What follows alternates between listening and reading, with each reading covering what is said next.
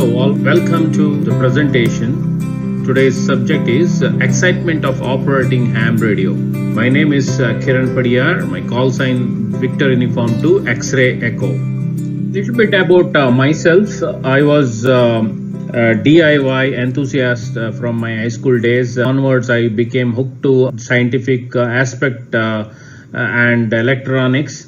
I pursued electronics engineering. I was a very avid shortwave listener, DXer during my college days as well.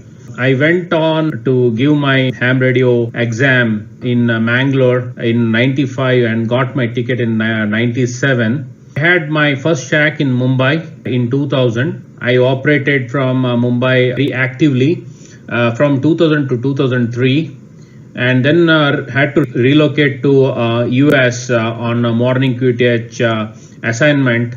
I returned back in 2009 end. When I came back from US, I had a lot of ideas about doing ham radio once again, setting up the station and all. I started with the simple there hex beam. I entered first solo contest there and made only I think 120 contacts, which I felt was a very good operation.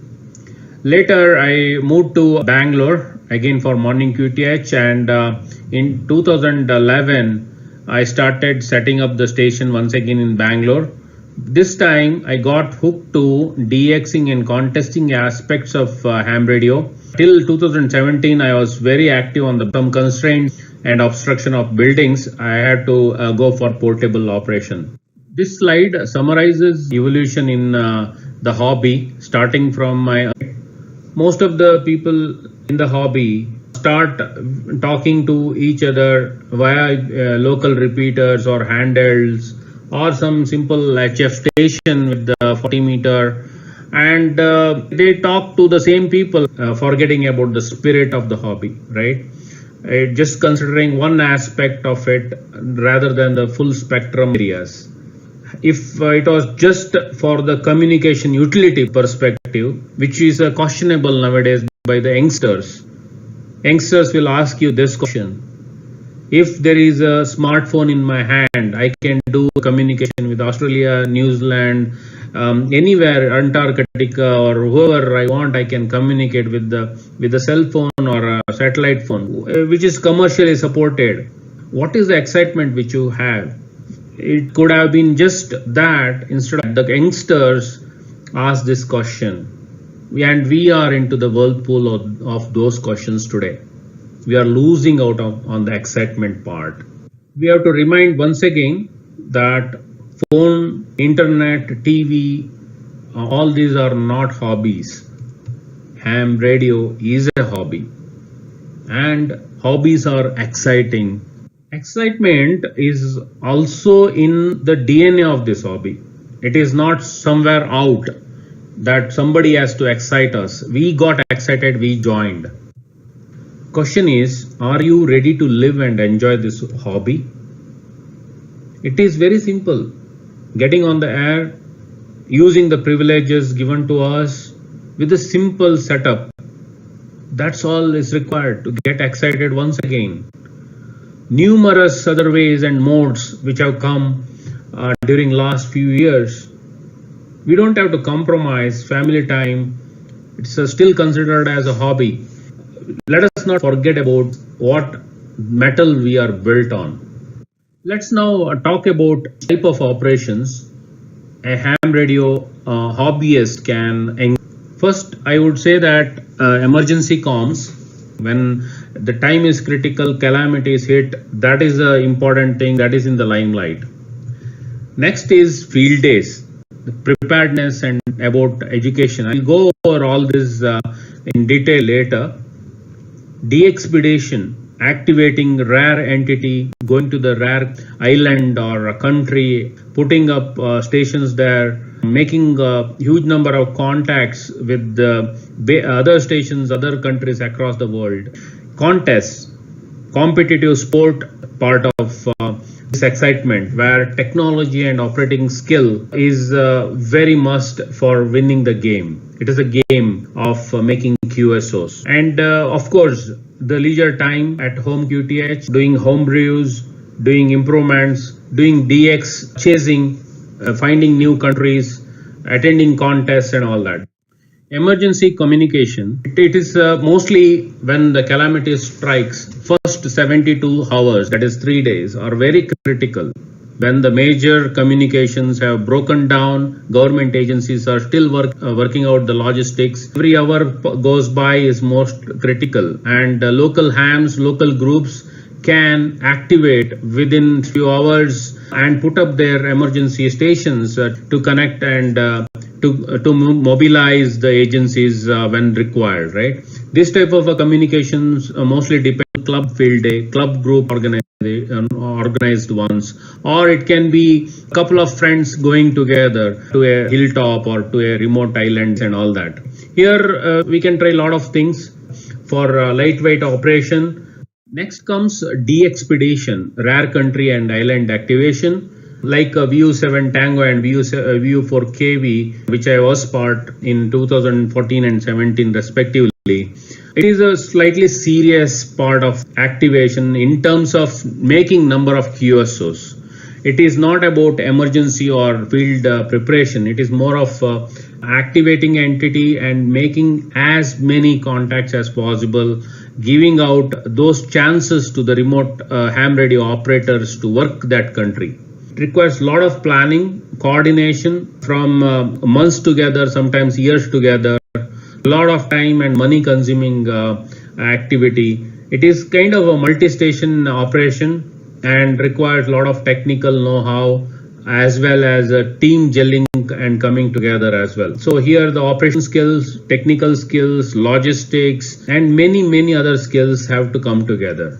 Here a lot of antennas will be tried to focus on some geographies of interest where there is a demand to the DX location and all that. So in VU4KV, for example, in the lower photo, we had vertical dipole arrays, the gang of them. Like for every band, we had a 2-element arrays standing on the beach, and then we had phased verticals, 4 squares, and we also had Yagis for 6 meters and a lot of listening antennas, things like that. So it is very comprehensive activation, I would say. Contest is all about technique, technology and operating skills.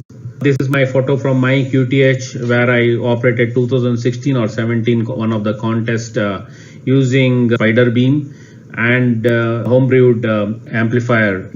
Here being most efficient in your home station, knowledge about antennas, knowledge about your own location, propagation time, what time the band opens, everything matters a lot. It's nothing like, everybody would be 5.9 plus signal at your end. So working those weak signals, getting across your signal out as efficiently as possible are some of the activities we have to focus on.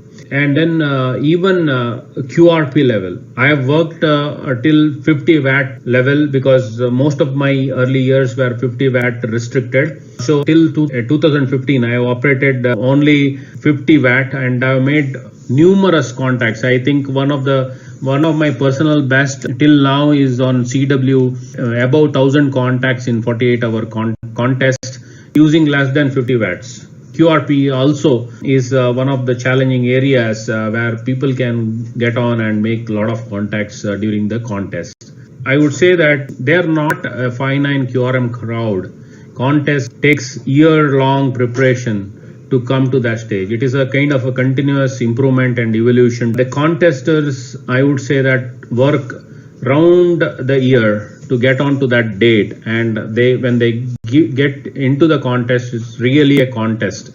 Home QTH is where everything brews. You do leisure QSOs, you enjoy relaxing on the radio, you do serious contesting, you do serious DXing. With the simple dipole or vertical, one can start and evolve from there. You can upgrade station over the years to next level Yagis, try to meet some new friends. Call CQ. Call CQ in the DX hours. Wait also for longer skip openings. That gives you additional mileage. That is the excitement part. Always there is a joy in operating with buddies. That is where we all start. But look for some new stations across the region, across the country, or outside the country as well. The more we operate from home QTH like that, our efficiency in operating improves. A lot of friends we make, a lot of new things or techniques we learn in the process. What happens when we are restricted to operate from home station and you are still passionate about operating? I normally operate contest and I search for some location. So I searched for HF contest, I searched for the beach locations or the location which is near to the salt areas or the high up which is in the clear position where I can put up a good amount of antennas and work. Major criteria are listed out here: free space, no nearby tall buildings, less public movement, and if you are staying at some place, you have to look for some affordable place, friendly place. Photo shows here are some of my antennas when I went portable last year, and the middle image out here is a tri-band PDA, which is a vertical dipole array for 3 bands. I made it only for the solo operation purposes. I utilized it for 2020 contest and also for Kapu Lighthouse activation. My portable HF station is not different than my home station because I did not set up any special portable. It is a Canode 590 FTR plays, LDMOS amplifier, VDAs, verticals. Slightly complex, heavy. We'll plan to reduce all this and try to go as simple as possible going forward. So other antennas in such locations can be fan verticals, be inverted L for low bands, or delta loops, end fed half wave antennas, half square if you have 40 feet of coconut trees or tall trees in good spacing. If you are technically inclined or capable, facing etc., you can also try phased verticals in beach locations and larger areas. Those are the things which we can try. Here is one picture from one of my portable operation where we went to a small place where we used all the coconut trees. We did elevated radials for 40, 80 and 160 meters. We could enjoy a lot within 2 days of operation. It was more focused on listening, observing the band, experimenting than contest or anything like that. We had a lot of fun doing this activity and we learned a lot of lessons. Field days, of course, there is a national VHF field day from ARSI every year as well, but it need not be every year activity. Buddies can group together, go to a remote location. Here is a map which is showing from one of the VHF field days, where mostly people select high places with the good line of sight in the direction of most ham population, and having fun without a repeater, without accessing the repeater. That is the major thing which we try in the field, right? We want to access each other's with the direct QSOs or one-to-one simplex QSOs. Sun is again waking up for the new cycle. It is getting warmed up every month. We are seeing increased number of sunspots, improvement in the solar flux, which will have to be hero on our own terms, respecting